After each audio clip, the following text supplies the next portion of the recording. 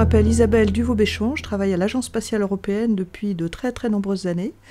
Je suis ingénieure de formation et j'ai été la coordinatrice pour l'ESA du projet Amazonie spatiale. Le projet Amazonie spatiale est arrivé, une proposition qui nous a été faite par l'association Matrice. J'avais été mise en contact avec eux via une connaissance commune et on s'était dit que c'était intéressant de travailler avec Matrice sur ce qu'on appelle des ESA Labs, c'est-à-dire la possibilité de collaborer sans échange de fonds avec des organismes extérieurs à l'ESA, que ce soit des écoles d'ingénieurs, que ce soit des associations, des centres de recherche. Et une fois qu'on a lancé ce partenariat, Matrice est arrivée avec une idée d'Amazonie spatiale, donc de résidence d'écrivains autour de la science-fiction. Et ce qui m'a intéressée dès le début, c'est que l'idée était de rédiger des histoires positives. C'est-à-dire de parler d'exploration, mais d'éviter d'en faire des histoires où la Terre aurait disparu au bout de 20 ans parce que tout le monde se serait entretué, mais au contraire de voir ce qu'on pouvait, en associant la science et la fiction, arriver à donner de l'espoir pour la suite. L'avantage de la science-fiction, c'est que c'est souvent plus facile à lire, pas forcément à comprendre que la science. C'est quelque chose qui parle aux jeunes, mais pas uniquement, à un peu tous les âges. Et ça permet de transmettre la science si effectivement les auteurs et autrices ont fait l'effort de comprendre la science telle qu'elle est aujourd'hui, d'essayer de comprendre comment la science pourrait évoluer, et à partir de là, de rajouter leur imagination, leurs idées. Il ne s'agit pas de faire un document scientifique de ce que sera la science ou l'exploration spatiale dans 50 ans, mais de partir quand même d'éléments scientifiques pour faire quelque chose qui pourrait avoir un semblant de vraisemblance pour certains.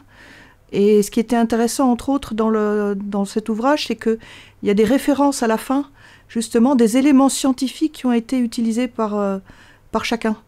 Donc de faire ce lien en partant de la réalité, en partant d'une réalité possible, et d'essayer d'avoir quelque chose qui fait rêver. Le livre tel qu'il est proposé, pour moi, est un des aspects du projet. C'est pas une fin en soi. Il y a eu une sélection de 15 auteurs et autrices, mais il y en a beaucoup plus qui étaient intéressés. Il y a toute une communauté sur Internet qui a contribué. Le livre, c'est une façon de matérialiser cette étape-là. Mon souhait, c'est que ça puisse continuer derrière. Que ce soit par d'autres livres, que ce soit par des animations sur Internet, que ce soit par des rencontres, mais que ce soit une première étape tangible, matérielle, parce que le livre est encore pour moi quelque chose d'important, même si on peut le lire en ligne. Tenir un livre entre les mains, c'est important, c'est une matérialisation de quelque chose. Alors, on s'est fait chaque expert, parce que j'ai un triple rôle dans le projet, et effectivement un rôle d'expert. Chaque expert s'est fait attribuer un auteur ou une autrice dans mon cas. Et on était donc trois experts pour elle. Et on a pu échanger sur nos façons de voir notre futur spatial, notre futur de l'exploration, ce qu'on en savait ou ce qu'on imaginait. Aussi, quelles étaient les idées de l'autrice, quels étaient le type d'histoire qu'elle voulait raconter, le type de domaine qu'elle voulait explorer, essayer de mettre ça pas en cohérence, hein, le texte a été écrit entièrement par elle, mais d'essayer de se nourrir les uns les autres, et essayer de faire passer des messages et des informations pour que ce qui allait être bâti puisse avoir des liens avec la science.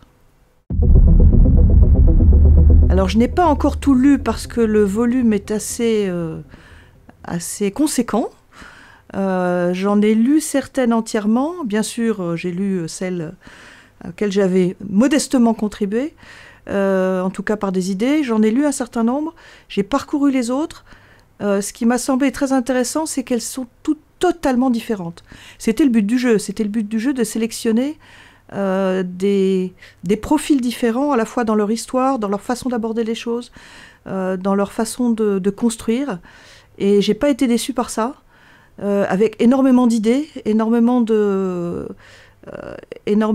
choses auxquelles j'aurais pas pensé. Je Je ne suis pas forcément quelqu'un qui imagine beaucoup.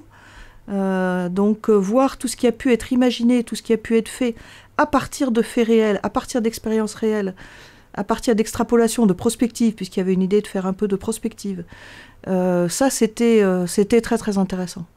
Et donc effectivement, mission accomplie en ce sens qu'il y a quelque chose qui est sorti de ça, quelque chose d'intéressant, quelque chose de riche, quelque chose de varié. Il ne s'agissait pas d'avoir des clones de documents qui existeraient déjà ou d'avoir des clones entre les auteurs.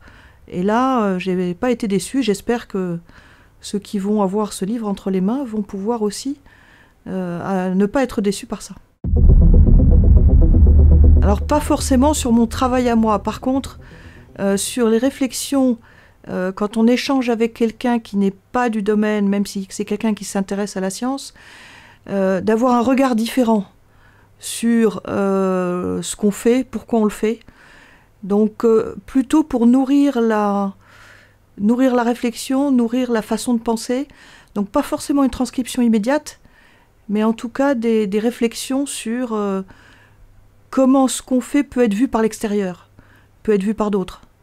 Et comment essayer de mieux faire passer. C'est une question toujours importante. Comment on explique ce qu'on fait, à quoi ça sert, est-ce que ça va avoir un impact sur la vie des gens, et cette dimension de parler dans cette nouvelle en particulier de l'impact sur Terre de l'exploration spatiale, ça c'est quelque chose qui m'a beaucoup intéressée parce que c'était très lié à ce que j'essaye de développer depuis quelques années.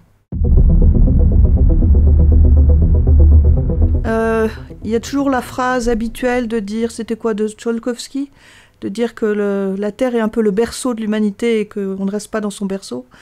C'est un souhait d'un certain nombre d'humains d'aller explorer.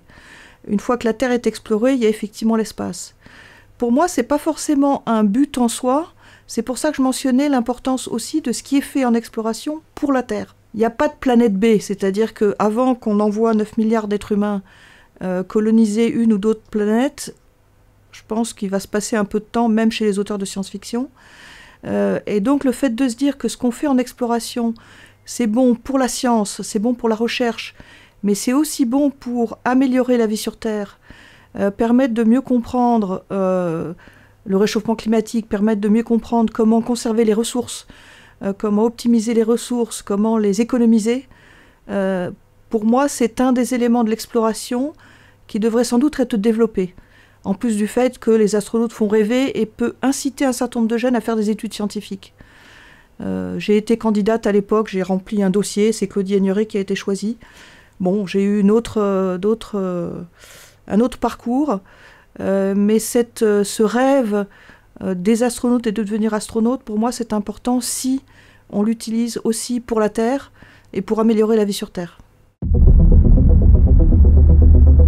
Alors, si je reste sur la science-fiction, bon, bien sûr, un double des Jules Verne de la Terre à la Lune et autour de la Lune. Un des premiers, en dehors de Jules Verne, les premiers livres que j'ai lus, c'était Fondation d'Asimov en anglais, qui m'avait été donné par des amis de mes parents chez qui j'avais passé un mois aux États-Unis quand j'étais juste après le baccalauréat, pour m'occuper dans l'avion. C'était une bonne occupation, ça a pris quelques heures. Et puis je repensais un livre qui n'est pas récent, qui a 30 ans, mais qui m'a été donné par ma fille, La chronique du pays des mers d'Elisabeth Ward, que j'ai trouvé extrêmement intéressant, je ne connaissais absolument pas.